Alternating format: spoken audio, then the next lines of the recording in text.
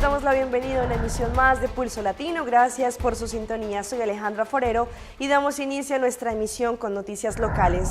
En Aruba, lastimosamente, se está presentando una triste tendencia que ha prendido las alarmas de diferentes departamentos, padres y la sociedad en general. Se trata del abuso en contra de los menores de edad.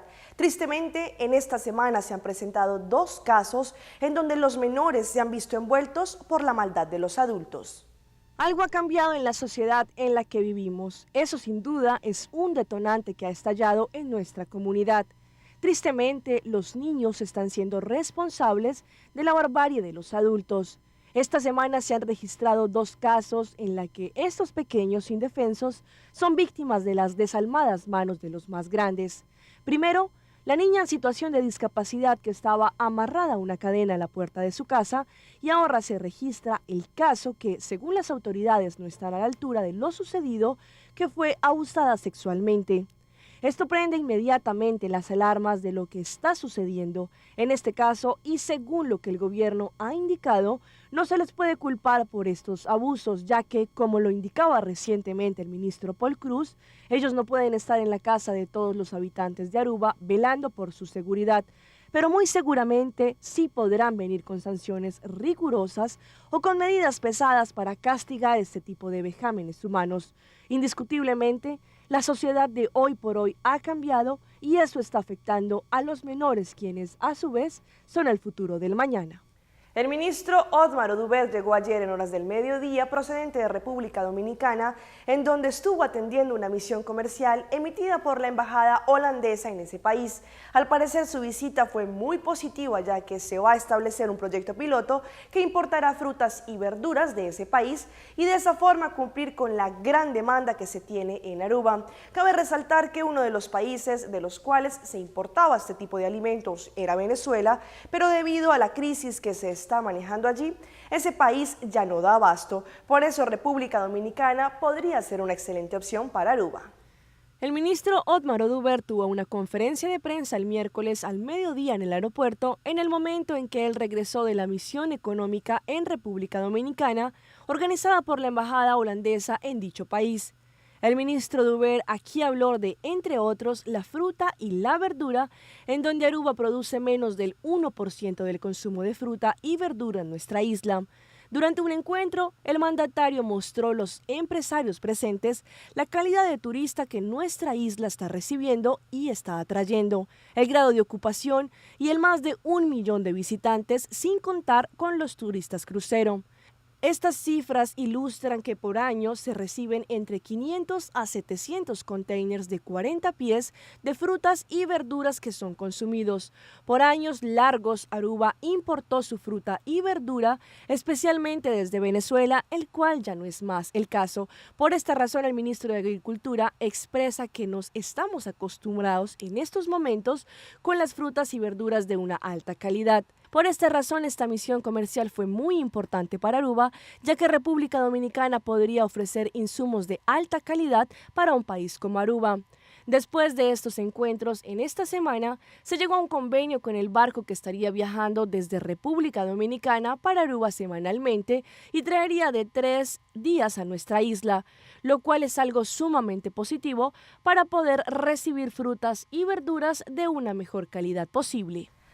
Atención que, según lo reseña un medio de comunicación local, el Consulado General de Venezuela en Aruba cuenta con un nuevo cónsul y se trata del señor Alirio de Jesús Mendoza Galú, quien estaría tomando su función diplomática desde la próxima semana. Anteriormente se lanzaron nombres como el del ex general Hugo Carvajal, pero después de los líos judiciales que se presentaron aquí en Aruba, él no pudo tomar esta posición consular.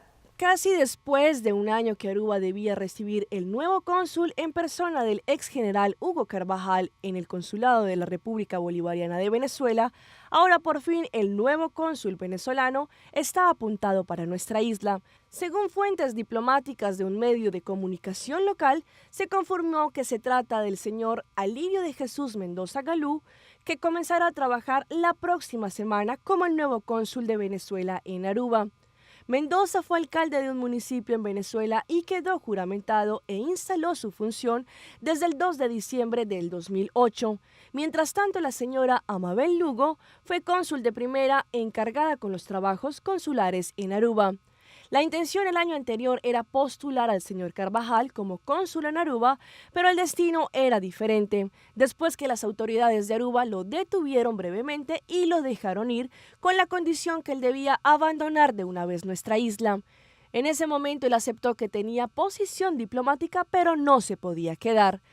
En Venezuela en los últimos tiempos está relacionado con noticias de alta tensión en la región y amenazando a un golpe de Estado. El hecho es que el país derrumbó un avión privado que cayó en aguas territoriales de Aruba.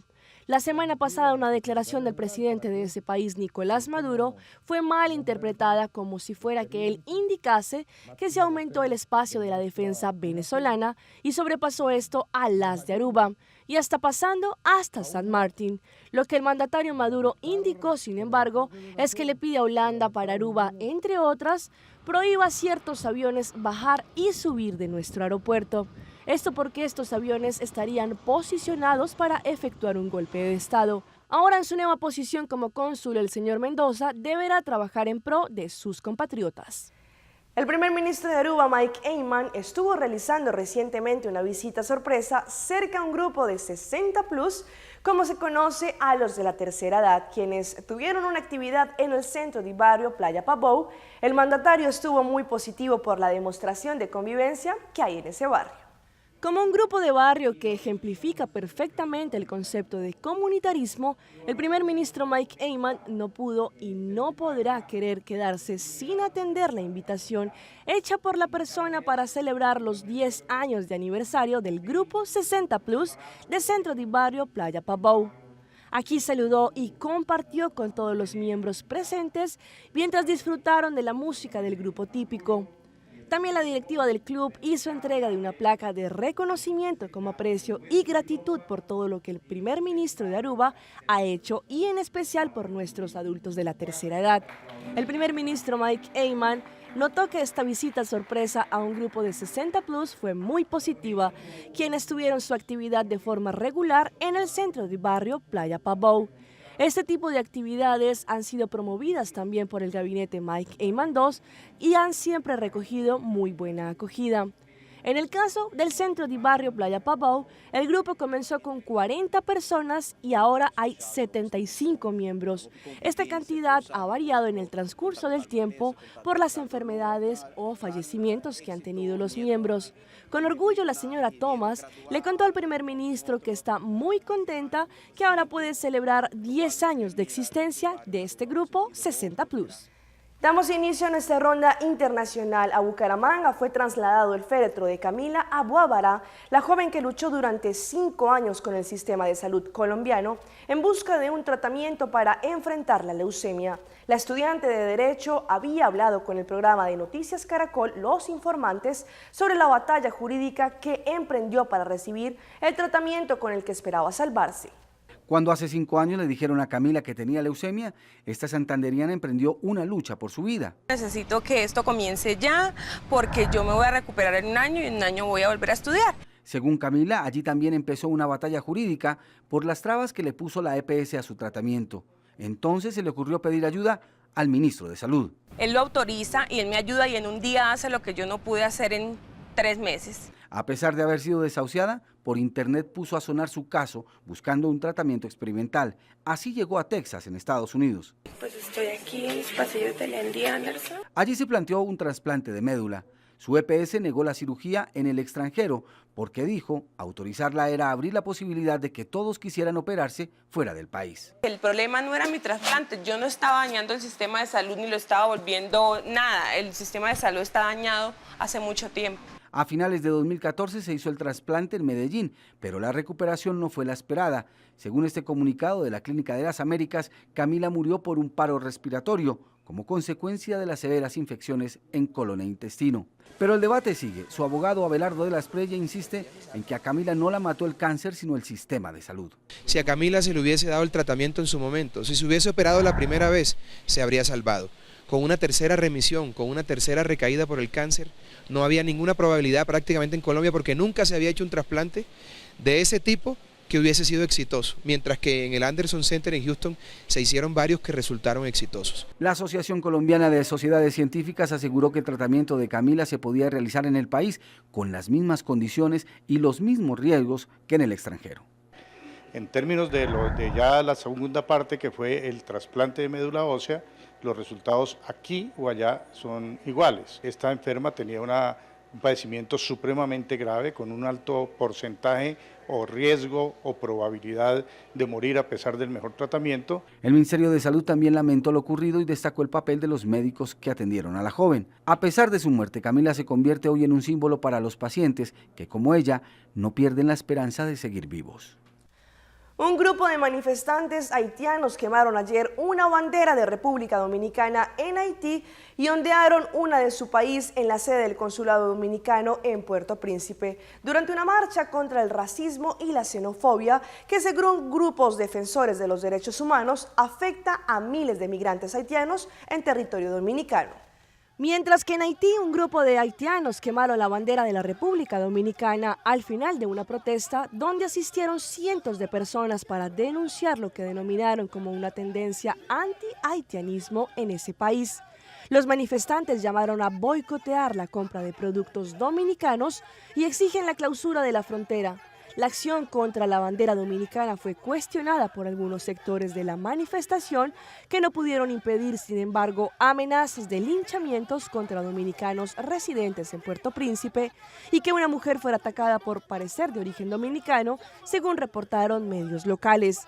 Los incidentes se produjeron cuando miles de personas recorrieron varios kilómetros de la capital de Haití para denunciar la apatía del gobierno del presidente haitiano Michel Martelly respecto a la situación a la que están expuestos sus compatriotas, la gran mayoría en condición ilegal en República Dominicana.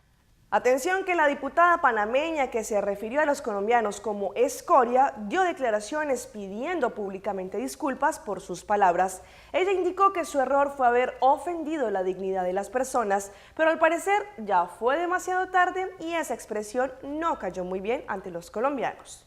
Entonces, fueron palabras muy duras. Y yo he tenido muchas veces que pedir disculpas. Ustedes se acuerdan en Santiago lo que le dije a un diputado, que porque sus amigas se habían puesto esto y se habían puesto esto, y lo dije de manera pública, también tuve que ir y pedir disculpas. Y yo, si lo tengo que hacer 1000 veces, lo haré, porque uno no puede estar ofendiendo la dignidad de los seres humanos, por mis expresiones.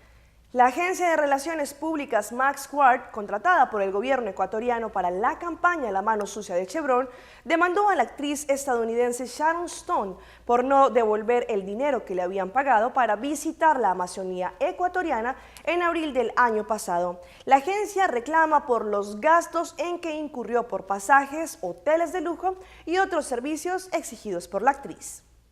La actriz estadounidense Sharon Stone y la empresa que la representa fueron demandadas por la agencia de publicidad MaxQuart, contratada por el gobierno ecuatoriano para la campaña La Mano Sucia de Chevron, que trajo a la Amazonía a varias celebridades como Danny Glover y Mia Farrow. En el texto de la demanda conocida por Televistazo se indica: Sharon Stone no ha devuelto los $275,000 por honorarios pagados por MaxQuart. Además, la empresa incurrió en gastos de al menos $77,420 por los boletos aéreos en primera clase y habitaciones en hotel de lujo para ella y sus 3 acompañantes, peluquería y maquillaje para los eventos en la Amazonía, guías, etc. El viaje de Stone, previsto para abril de 2014, no se concretó. En ese momento se informó por medios internacionales que la actriz de la famosa película Bajos Instintos se había enfermado en Brasil. La demanda está firmada por María Garay, representante de MaxQuart, y tiene fecha 23 de febrero de 2015. Además, se adjuntan copias de las 2 transferencias por $137,500 cada una, realizadas a favor de la empresa que representa a la actriz. Solicitamos la versión de MaxQuart, pero aún aguardamos una respuesta. También contactamos a la oficina de la Secretaría Nacional de Comunicación que se encarga de las entrevistas y a través de un correo electrónico nos respondieron que al tratarse de un asunto entre privados, no le corresponde al secretario Fernando Alvarado pronunciarse sobre el tema. Es el momento de una pausa comercial, pero no se despeguen porque ya regresamos con más información aquí en Pulso Latino. en breve. ¿Alguien se podría llamar ABCDEFG? Hay alguien que tiene ese nombre. ¿Será que el actor principal de 50 sombras de Grey continuará en su rol de Christian Grey en la trilogía? Detalles al final de la emisión.